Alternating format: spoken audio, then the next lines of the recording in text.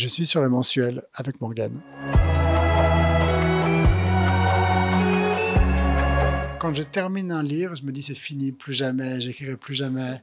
Pourquoi? Parce que en même temps, le temps passe vite et en même temps, c'est beaucoup de sacrifices. Le livre, il occupe, en tout cas pour moi, il occupe ma tête, mon esprit, mon temps. Et quand le livre est enfin fini et surtout qu'on l'a corrigé, recorrigé, relu, il y a eu tellement de travail qu'on se dit ça suffit.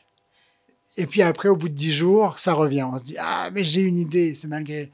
Donc oui, c'est presque en continu. Il y a 15 jours parfois de décalage, parfois 3 semaines, mais c'est jamais plus. Le plaisir de l'histoire est tel, le plaisir de retrouver ces sensations est tel qu'on y cède. Il y a tout ce travail qui est parfois trop, qui rend parfois un peu là, il y a tous ces sacrifices, mais moi en plus j'ai pas de plan. Donc j'ai cette récompense. Je sais qu'à un moment donné, si je travaille bien, tous les points de la piste vont s'aligner et ça va dérouler tout seul. Et ça, juste ce moment-là, qui est court, hein, parce que sur 2 ans de travail, il dure peut-être 3-4 mois, mais c'est 4 mois de bonheur. Et ça justifie le reste.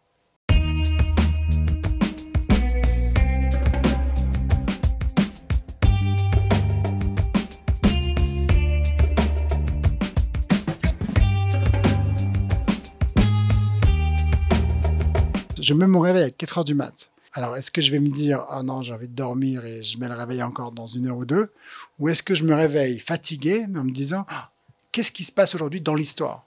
Et si la première chose qui me vient en tête, c'est l'envie de savoir, c'est que je suis sur la bonne piste. Mais la bonne piste de quoi? C'est pas la piste du succès parce qu'on peut pas le prédire. C'est pas une question de valeur du texte ou de ce que le texte sera. C'est simplement déjà de valoriser ce moment, le plaisir qu'on a et qu'on oublie parfois parce que je ne peux pas savoir si quand mon livre va paraître, est-ce qu'il aura du succès ou pas, est-ce qu'il va te plaire ou pas. Donc les 2 ans de travail, il faut que je puisse les valoriser pour moi. Et la valeur pour moi de dire ces 2 ans, ils sont à moi, c'est un plaisir, c'est quelque chose qu'on ne peut pas me reprendre, c'est ce plaisir de l'écriture qui est très important.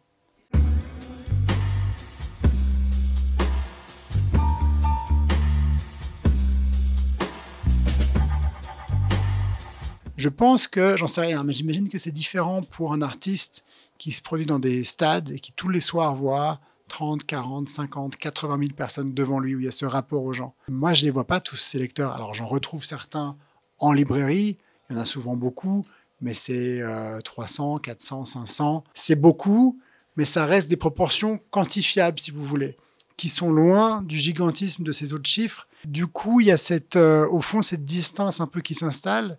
Et quand je retourne à ma table de travail et que je suis à Genève, chez moi, face à moi-même, loin de tout ce succès, avec justement ces chiffres qui restent un peu une abstraction au final, j'arrive à m'en détacher et mon questionnement, c'est qu'est-ce que je vais faire maintenant? Et puis, il y a surtout la particularité, c'est qu'un livre, on parle d'un livre déjà écrit, c'est-à-dire que je viens maintenant parler de mon roman Un animal sauvage, que j'ai fini d'écrire l'été passé, à la fin de l'été passé. Et alors je suis très heureux de ce succès qui valide un travail déjà effectué. Vous voyez, le livre il est déjà écrit, et donc j'en parle aujourd'hui, mais je parle de quelque chose qui pour moi est passé en tant que créateur de quelque chose de neuf.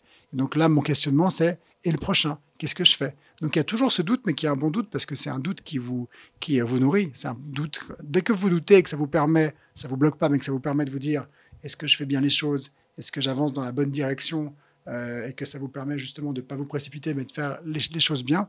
Donc ce sont des très bons doutes.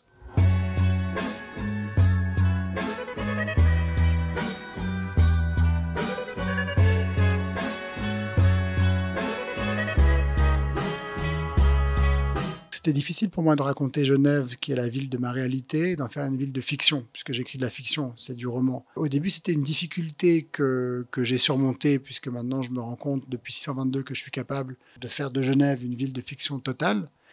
Et aujourd'hui, c'est un amusement, c'est presque un petit clin d'œil. Ça m'amuse de raconter aujourd'hui la ville dans laquelle je vis. Après, comme écrivain, quand vous racontez une ville qui n'est pas la vôtre, alors en général, moi j'utilise des lieux que je connais bien. Donc quand je parle des États-Unis, je parle uniquement de la partie des États-Unis que je connais bien, dans laquelle j'ai passé beaucoup de temps. Et donc là, ça me permet d'y retourner par l'esprit, donc c'est sympathique aussi. Par contre, je n'utilise jamais des endroits que je ne connais pas. Je ne fais pas de recherche sur mes lieux. parce que j'aurais l'impression de faire quelque chose qui est très artificiel. Pour moi, un bon décor de lieu, de roman, puisque vous allez inventer une histoire et installer une fiction, pour donner de la crédibilité à votre fiction, vous devez pouvoir raconter les lieux et l'atmosphère des lieux de façon très crédible, c'est-à-dire de bien les connaître.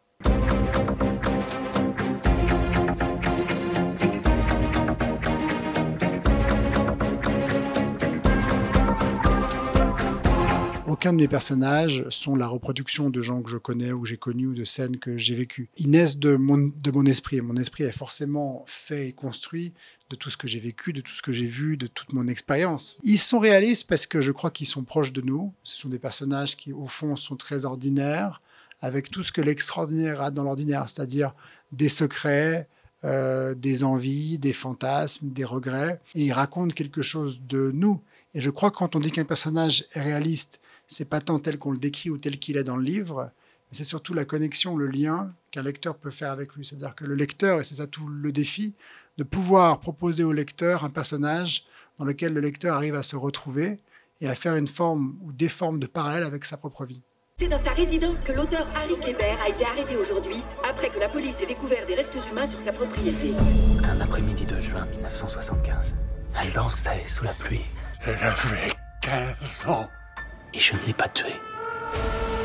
On me dit souvent, et vous venez de le dire, que mes livres sont très cinématographiques. Mais en même temps, dans un monde où la série télé est omniprésente et on essaye d'adapter, où il y a de l'adaptation de beaucoup de romans, seulement un de mes 7 romans a été adapté aujourd'hui à l'écran. Et je crois qu'une des raisons, enfin je me rends compte dans toutes les discussions que j'ai avec des producteurs ou des maisons de production, la difficulté d'adapter ces livres. Alors oui, vous me dites que ce livre est très cinématographique parce que probablement qu'on voit très vite toutes les images, on voit les personnages que je décris pourtant pas, on voit les lieux que je décris très peu, on voit toute l'histoire et en même temps pour rendre à l'écran cette histoire qui commence avec 3 prismes, parce qu'on commence, on a un braquage à Genève qui commence, le chronomètre est enclenché, 7 minutes, paf, 20 jours avant, on rencontre Sophie qui boit un café à 6h du matin à la fenêtre de sa cuisine.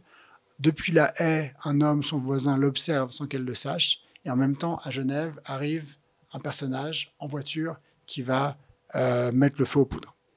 Et ça, c'est le début du livre. Et là, quand je vous le raconte, je crois que c'est relativement clair. Le livre lui-même est relativement clair.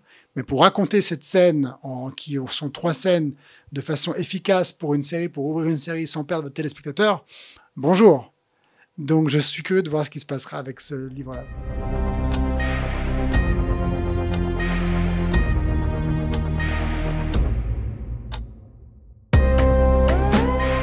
Nous, lecteurs et nous, êtres humains, on aime créer, on aime imaginer. Si je vous dis maintenant, imaginez un homme et une femme qui font leur jogging au bord de la mer. Vous avez vu une image, mais je ne vous ai pas dit est-ce qu'il faisait beau ou pas, est-ce qu'il faisait nuit ou jour. Je ne vous l'ai même pas dit. Vous avez probablement vu un homme et une femme qui, peut-être dans la tranche d'âge qui est la vôtre, probablement un jour de beau temps, il fait jour et c'est au bord de la mer parce qu'on a l'imaginaire qu'au bord de la mer, il fait toujours beau et chaud. Mais peut-être que c'est un homme et une femme qui ont 85 ans et que c'est en Bretagne et qui fait, c'est la nuit et qu'il pleut. Mais vous voyez, on imagine tout de suite parce qu'on a cette capacité, notre cerveau est fait pour ça. Notre cerveau est un outil extraordinaire. La lecture, elle permet un développement du cerveau et d'aller dans un imaginaire de façon absolue, ce que aucun autre médium, télévision, cinéma, téléphone ou je ne sais quoi, ne pourra jamais permettre. Donc lisons, surtout.